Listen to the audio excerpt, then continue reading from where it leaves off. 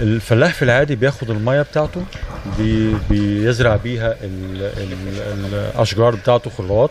فكل الموضوع ان احنا حبينا نعمل حاجه اضافه جديده، ان يبقى عندي زراعه طبيعيه وفي نفس الوقت صحيه. فبنعمل ايه؟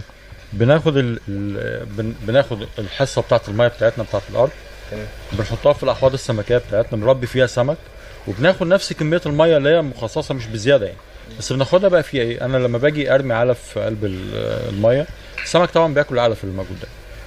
في له مخرجات، المخرجات ديت بتسبب حاجه اسمها امونيا موجوده في الميه، بتدوب مع الميه. الله ينور. تمام. الامونيا دي اللي هي النترات، يعني هي نيتروجين.